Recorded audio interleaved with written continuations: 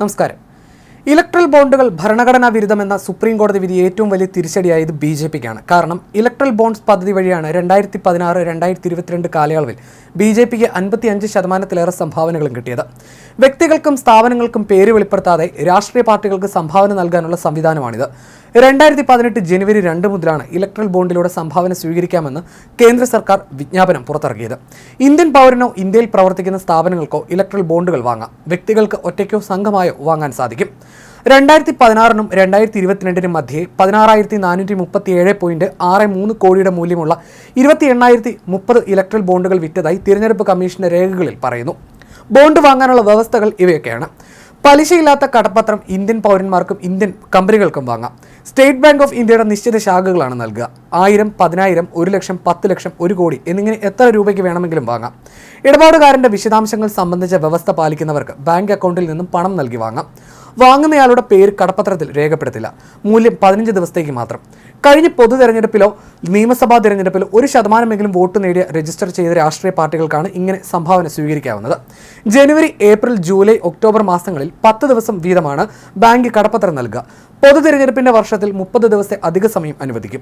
കമ്മീഷനെ മുൻകൂട്ടി അറിയിച്ചിട്ടുള്ള ബാങ്ക് അക്കൗണ്ടിലൂടെ മാത്രമേ പാർട്ടിക്ക് കടപ്പത്രം മാറ്റിയെടുക്കാനാവൂ. കടപ്പത്രത്തിലൂടെ ലഭിച്ച പണത്തിന്റെ വിശദാംശങ്ങൾ പാർട്ടികൾ തിരഞ്ഞെടുപ്പ് കമ്മീഷന് ലഭ്യമാക്കണം. കടപ്പത്രത്തിൽ പേരില്ലെങ്കിലും അത് വാങ്ങുന്നവരുടെ ബാലൻസ് ഷീറ്റിൽ വിവരങ്ങളുണ്ടാവും. ആര് ഏത് പാർട്ടിക്ക് സംഭാവന നൽകി എന്നത് മാത്രമാവും അറിയാൻ സാധിക്കുക. എന്നിങ്ങനെയാണ് വ്യവസ്ഥകൾ. ഇലക്ട്രൽ ബോണ്ടുകളിലെ രഹസ്യാത്മക സ്വഭാവവും രാഷ്ട്രീയ ഫണ്ടിങ്ങിലെ സുതാര്യതയെ ബാധിക്കുകയും വോട്ടർമാരുടെ വിവരാവകാശം ലംഘിക്കുകയും ചെയ്യുന്നുവെന്നാണ് ഹർജിക്കാരനായ CPM association for Democratic reforms എന്നിവർ സുപ്രീം കോടതിയിൽ വാദിച്ചത്. സംഭാവനയുമായി ബന്ധപ്പെട്ട് കേന്ദ്രവും തിരഞ്ഞെടുപ്പ് കമ്മീഷനും നേരത്തെ കോടതിയിൽ വിരുദ്ധ നിലപാടുകൾ സ്വീകരിച്ചിരുന്നു. സംഭാവന നൽകുന്നവരുടെ സ്വകാര്യത മാനിക്കണമെന്ന് കേന്ദ്രം വാദിച്ചു. എന്നാൽ സുതാര്യത ഉറപ്പുവരുത്താൻ പേരുകൾ വെളിപ്പെടുത്തണമെന്ന നിലപാടായിരുന്നു തിരഞ്ഞെടുപ്പ് കമ്മീഷനുണ്ടായിരുന്നത്. രാഷ്ട്രീയ പാർട്ടികൾക്ക് കിട്ടുന്ന സംഭാവന അറിയാനുള്ള അവകാശം വോട്ടർമാർക്കുണ്ടെന്ന് സുപ്രീം കോടതി വിധിയിൽ പറഞ്ഞു. സംഭാവന നൽകുന്നവർക്ക് രാഷ്ട്രീയ പാർട്ടികളിൽ സ്വാധീനം കൂടും. രാഷ്ട്രീയ പാർട്ടികൾക്ക് നൽകുന്ന സംഭാവനകൾ രഹസ്യമാക്കി വെക്കാനാകില്ലെന്നും സുപ്രീം കോടതി വ്യക്തമാക്കി. കേന്ദ്രത്തിൽ ഭരണത്തിലിരിക്കുന്ന BJPക്ക് തന്നെയാണ് ഇലക്ട്രൽ ബോണ്ടുകളുടെ സിംഹഭാഗവും കിട്ടിയത്.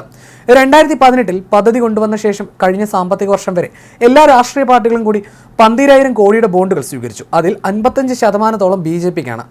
6,565 കോടി. തിരഞ്ഞെടുപ്പ് കമ്മീഷന്റെയും അസോസിയേഷൻ ഫോർ ഡെമോക്രാറ്റിക് റിഫോംസിന്റെ രേഖകളിലെ കണക്കാണിത്. പാർട്ടി തിരിച്ചുള്ള കണക്കുകൾ ഈ സാമ്പത്തിക വർഷ അവസാനത്തോടെ വാർഷിക ഓഡിറ്റ് റിപ്പോർട്ടുകൾ സമർപ്പിച്ച ശേഷമേ കിട്ടുകയുള്ളൂ. എന്നിരുന്നാലും 2018 മാർച്ചിനും 2024 ജനുവരിക്കും മധ്യേ 16,518.11 കോടിയുടെ ബോണ്ടുകൾ വിറ്റ് പണമാക്കിയെന്ന് ADRന്റെ കണക്കിൽ പറയുന്നു. മിക്ക പാർട്ടികൾക്കും കിട്ടിയ സംഭാവനകളുടെ പകുതിയിലേറെ ഇലക്ട്രൽ ബോണ്ടുകളായിരുന്നു. സംസ്ഥാനങ്ങളിൽ അധികാരത്തിലിരിക്കുന്ന ചില പ്രാദേശിക പാർട്ടികളുടെ കാര്യത്തിൽ അത് 90%-ലേറെ വന്നു. BJPയുടെ കാര്യത്തിലും മൊത്തം വരുമാനത്തിന്റെ പകുതിയിലേറെ ഇലക്ട്രൽ ബോണ്ടുകളാണ്. പട്ടികയിലെ മറ്റ് 30 പാർട്ടികളെക്കാൾ 3 ഇരട്ടിയാണ് ഇലക്ട്രൽ ബോണ്ടുകൾ വഴി BJPക്ക് കിട്ടിയ സംഭാവന. 2017 മുതൽ 2022 വരെ കോൺഗ്രസിനേക്കാൾ 5 ഇരട്ടി സംഭാവന ഇലക്ട്രൽ ബോണ്ടുകൾ വഴി BJPക്ക് കിട്ടിയെന്നും തിരഞ്ഞെടുപ്പ് കമ്മീഷൻ രേഖകൾ പറയുന്നു. അതിനിടെ BJP തെരഞ്ഞെടുപ്പ് കമ്മീഷന് സമർപ്പിച്ച വാർഷിക ഓഡിറ്റ് റിപ്പോർട്ടിൽ കഴിഞ്ഞ സാമ്പത്തിക വർഷത്തിൽ ഇലക്ട്രൽ ബോണ്ടുകൾ വഴി 1,300 കോടി രൂപ ലഭിച്ചതായി റിപ്പോർട്ടുകൾ വന്നിരുന്നു. ഇക്കാലയളവിൽ കോൺഗ്രസിന് ലഭിച്ചതിനേക്കാൾ 7 ഇരട്ടി തുകയാണിതെന്നും BJP തെരഞ്ഞെടുപ്പ് കമ്മീഷന് സമർപ്പിച്ച വാർഷിക ഓഡിറ്റ് റിപ്പോർട്ടിൽ വ്യക്തമാക്കുന്നു. അതേസമയം 2021-2022 വർഷത്തിൽ ഇലക്ട്രൽ ബോണ്ടുകൾ വഴി 236 കോടി രൂപ ലഭിച്ച കോൺഗ്രസിന് കഴിഞ്ഞ വർഷം ലഭിച്ചത് 171 കോടി രൂപയാണ്. 2022-2023 വർഷത്തിൽ തെലുങ്കുദേശം പാർട്ടിക്ക് ഇലക്ട്രൽ ബോണ്ടുകൾ വഴി ലഭിച്ച തുകയിൽ 10 ഇരട്ടി വർധനയാണ് രേഖപ്പെടുത്തിയത്. 34 കോടി രൂപയാണ് ഇതുവഴി പാർട്ടിയിലേക്ക് എത്തിയത്.